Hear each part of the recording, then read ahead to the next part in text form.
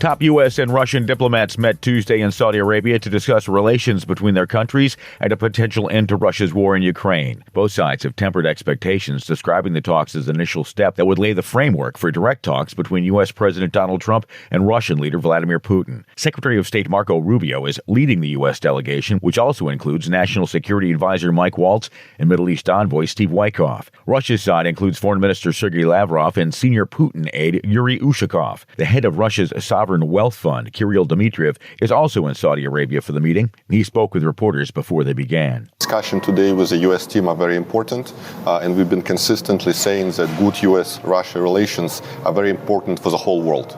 Only jointly can Russia and U.S. address lots of world problems, resolve global conflicts, and offer solutions. Dmitriev, a U.S.-educated former Goldman Sachs banker, played a role in early contacts between Moscow and Washington during Trump's first term as president. Meanwhile, as the U.S. and Russia were meeting in Saudi Arabia, European leaders meeting in Poland Tuesday said there can be no meaningful discussion of peace in Ukraine without Europe and Ukraine. Speaking to reporters on the sidelines of the EU General Affairs Council meeting in Warsaw, Poland's minister to the EU, Adam Szłapka, said any results from the talks in Saudi Arabia will be meaningless. Polish and European position is that there is no just and lasting peace without Ukraine. So first of all, Ukraine must participate in peace talks. And of course, it affected directly Europe, so Europe should be also participating. At the same meeting in Poland, Germany's Minister of State for Europe, Anna Lohrmann, said Europe must not become a play ball for Trump and Putin. The Trump administration's special envoy, Keith Kellogg, said he did not think it was reasonable and feasible to have everybody sitting at the table. This is VOA News. A Chinese Navy helicopter flew within 3 meters of a Philippine patrol plane Tuesday in a disputed area of the South China Sea, despite warnings from the Filipino pilot. Associated Press correspondent Lawrence Brooks reports. The Chinese chopper was trying to force the turboprop plane out of what China claims is its airspace over the hotly disputed Scarborough Shoal of the northwestern Philippines. During a 30-minute standoff, the Filipino pilot warned by radio, "You are flying too close. You are very dangerous and endangers the life of our crew and passengers." The plane belonged to the Philippine Bureau of Fisheries and Aquatic Resources.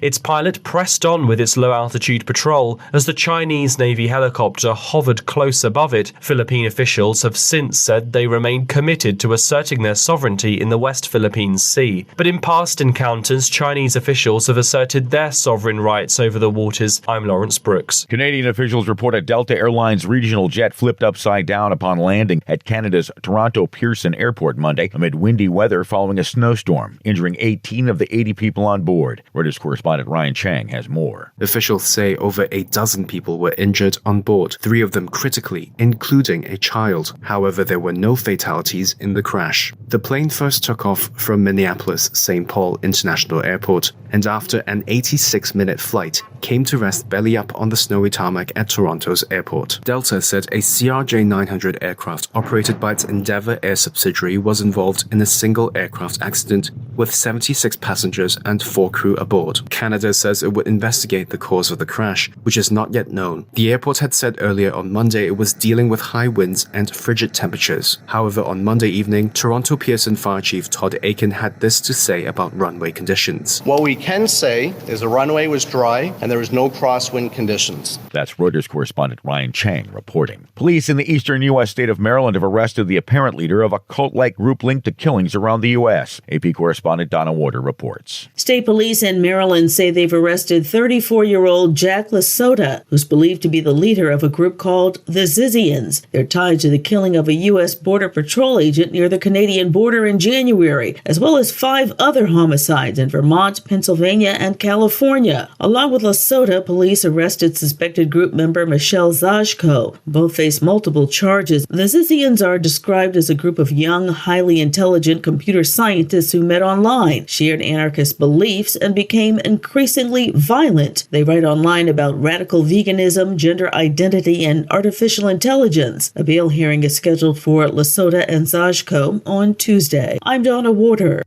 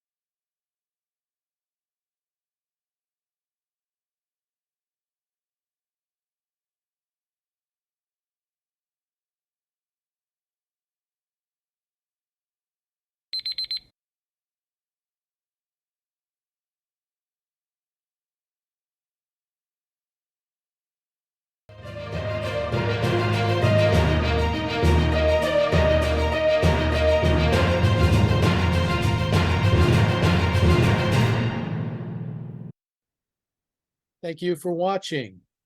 Can you do me a favor? Please leave a comment in the comment section below. That would really help. Thank you, and see you again soon.